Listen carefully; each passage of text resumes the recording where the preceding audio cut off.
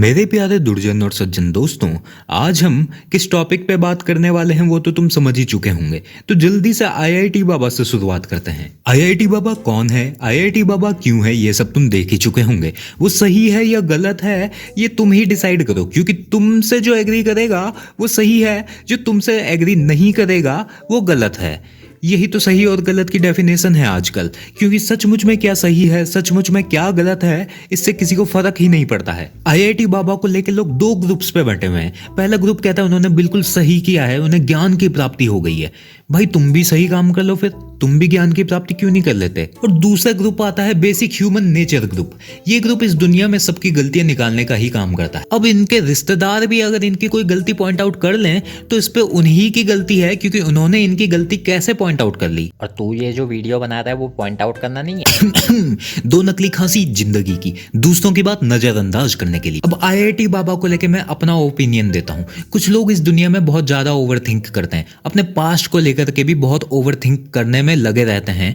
तो वो लोग आईआईटी बाबा जैसी ही बातें करते हैं, और मैं भी लगभग सेम ही हूँ, इसीलिए रिलेट कर पा रहा हूँ। बस डिफरेंस यह आता है कि मेरी सोच अलग डायरेक्शन में है। ओवरथिंकिंग तुम्हारे डिसीजन मेकिंग को बहुत कमजोर कर देती है। वो कैसे, वो मैं तुम्हारे लिए सेपरेट वीडियो बनाऊंगा। इस वीडियो पे मैं जितने पॉइंट्स डाल रहा हूँ ना, उनकी सेपरेट 5-5 वीडियो एक ही टॉपिक के ऊपर निकाल देते हैं लोग। पर हमारा गोल कुछ और है, तो हम कुछ और ट्राई कर रहे हैं। अब हम कुछ दुखद घटनाओं को डिस्कस करेंगे जो नहीं होनी चाहिए थी मगर वो हुई हैं। अब आग लगने वाले इंसिडेंट के बारे में मैं ज्यादा कुछ बोल नहीं सकता हूँ, क्योंकि इसके बारे में मैं ज्यादा जानता नहीं हूँ। आग लगना एक ऐसी चीज है जो एक्सीडेंट्स मानी जा सकती हैं, जो लापरवाही की वजह से हो सकती है, पर स्टैम्पीड, भगदड़, ये कोई ऐसी वैसी चीज नहीं है भाई। इस टॉपिक पे तुमने बहुत जगह से चीजें सुन रखी हैं, तो मैं अपना वो ओपिनियन दूंगा केवल। देखो, स्कूल लाइफ में कभी लाइन में चलते थे तो एक ना एक हरामी बंदा पीछे से धक्का मार देता था, जो धक्का काफी आगे तक जाता था।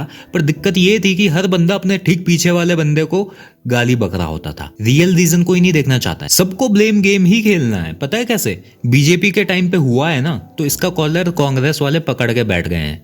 कांग्रेस के टाइम पे पहले हुआ था, उसका कॉलर अभी तक बीजेपी वालों ने पकड़ा हुआ है, और ये आगे भी चलता ही रहेगा। सॉल्यूशन कोई नहीं निकालेगा। और सबसे बड़ी नमूनी हमारी पब्लिक। पता है कैसे?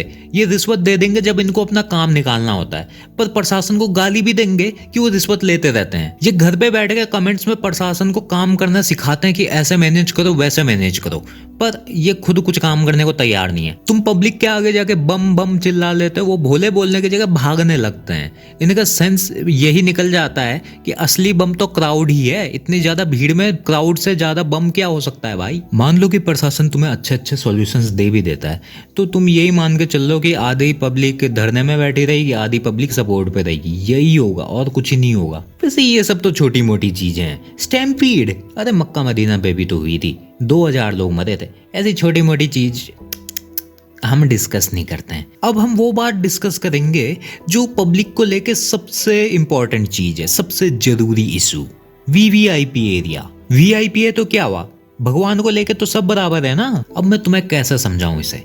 ठीक है, सिंपल तरीके से बोलता हूँ, समझोगे तो समझोगे, नहीं समझोगे तो कोई बात नहीं। हर वीआईपी किसी बम से कम नहीं है भीड़ के अंदर। जहां पे भीड़ होगी वहां पे वीआईपी एक बम है। अब बात करते हैं पॉलिटिशियंस की। पॉलिटिशियंस भीड़ में आ गए ना, उन्हें टपकाने में बहुत ज्यादा समय नहीं लगेगा। इन सबको तो छोड़ो, स्ले पॉइंट तक नहीं आ सकता है भाई महाकुंभ की भीड़ में। क्या पता अंडर द बेल्ट जाने वाली आर्मी बैठी हो। वैसे अंडर द बेल्ट है क्या आखिर, जो ये आर्मी अंडर द बेल्ट जाना बहुत पसंद करती है? चैट जीपीटी से पूछ ले। ठीक है भैया, चैट जीपीटी से पूछते हैं। भाई मेरा अंडर द बेल्ट कुछ चला गया। अरे इतनी जल्दी? अरे यार बाद में मैसेज आया, उससे पहले ही सॉरी बोल देता हूँ। सॉरी। वो क्या है ना, मेरी वीडियो बहुत बोरिंग थी तो मैंने सोचा थोड़ा जोक मार लेता। भाई अब तो बहुत देर हो गई है, बाहर आने वाला है।